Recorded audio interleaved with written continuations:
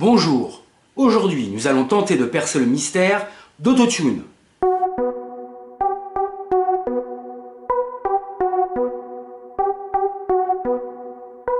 Alors, wesh alors.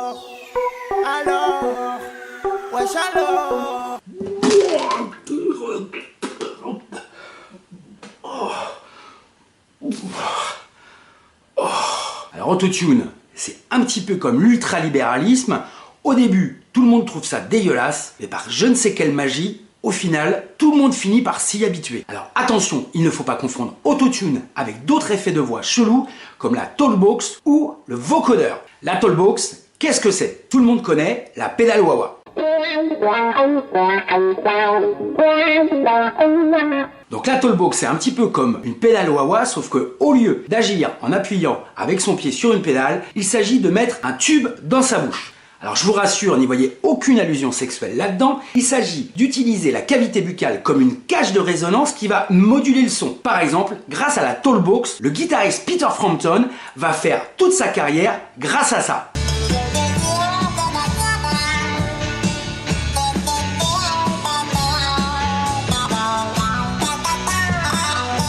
Arrive ensuite le vocodeur, qu'il ne faut pas confondre avec Autotune, même si les effets sont assez similaires. Le vocodeur, qu'est-ce que c'est? C'est un petit peu le même principe que la Talkbox, sauf que le dispositif, au lieu d'être relié à une guitare, est relié à un synthétiseur. Le groupe industriel allemand Kraftwerk va être l'un des premiers à utiliser ce système de vocodeur, et plus près de nous, il y a également les Daft Punk.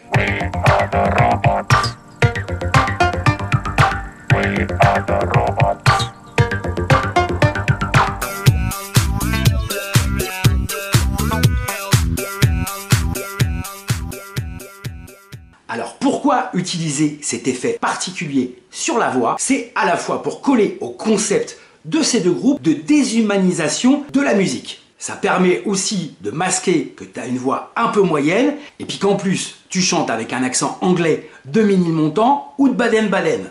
Ensuite, à la fin des années 90, arrive Autotune. Et là, c'est vraiment marrant de découvrir comment cet outil informatique a été développé. C'est donc un ingénieur américain qui a fait fortune en travaillant avec l'industrie pétrolière qui développe cet outil. Le gars s'est fait tellement de thunes avec l'industrie du pétrole qu'à 40 ans, il a pris sa retraite. Donc un soir qu'il dîne avec des amis, cet ingénieur américain se fait un petit peu chambrer par ses potes. T'as 40 ans, t'es plein de pognon, t'as la retraite, qu'est-ce que tu vas pouvoir inventer? Et là, il y en a un qui trouve le truc ultime. Je parie que tu n'es pas capable de trouver un outil qui permet aux gens de chanter juste. Et le pire, c'est que le bougre, il l'a fait, il a inventé Autotune. Alors dans la musique, il y a les baudets et les chevaux de course. Donc sans Autotune, comment on faisait avant?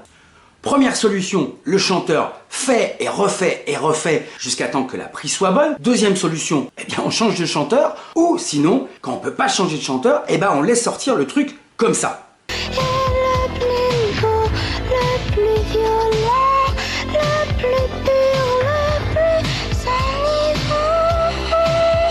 Voilà un bel exemple d'enregistrement réalisé avant Autotune.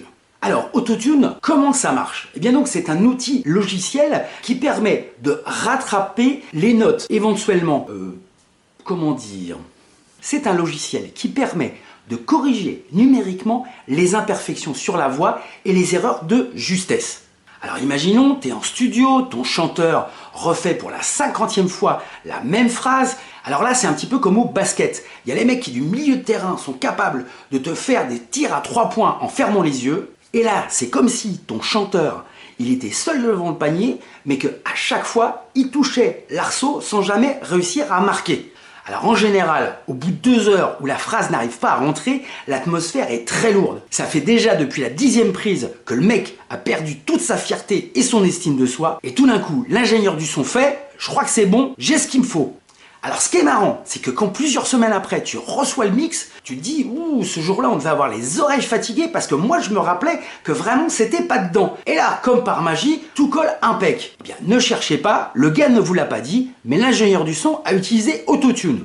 Alors il y a d'ailleurs une charte commune aux ingénieurs du son de studio et aux photographes. Officiellement, personne n'utilise Photoshop, personne n'utilise Autotune. En 98 vient celle qui ouvre la boîte de Pandore. Il s'agit de la chanteuse américaine Cher. Pour être sympa, on va dire qu'à cette époque-là, Cher est un petit peu musicalement au creux de la vague. Elle est plus connue pour l'excellent travail réalisé par son chirurgien plastique que pour la qualité de ses nouveaux morceaux. Alors je vous ai fait un petit florilège. Voici donc de gauche à droite Cher à 20 ans dans les années 60, Cher à 50 à la fin des années 90 et Cher aujourd'hui à 70. Et c'est peut-être dans cet esprit de savant fou du bistouri que les deux producteurs ont travaillé le titre Believe.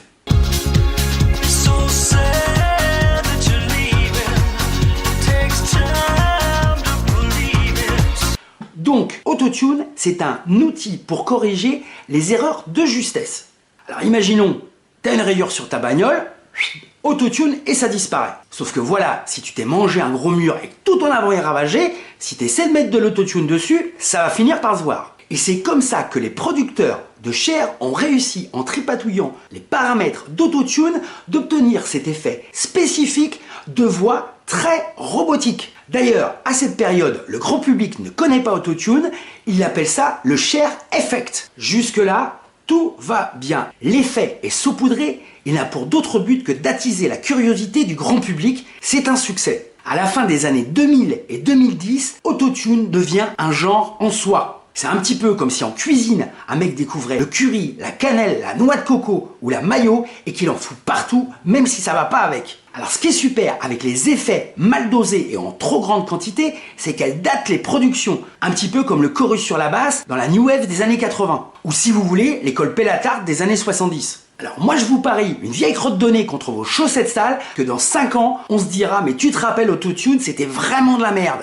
Donc voilà, je crois qu'on a réussi à percer le mystère d'Autotune. Une prochaine fois, nous essaierons peut-être de savoir si, quand on utilise la commande vocale de son téléphone pour écrire un SMS, quand on dit « pêche à la ligne », il écrit « pêche à la ligne » ou il écrit « pêche » et il revient à la ligne. Mais ça, c'est une autre histoire.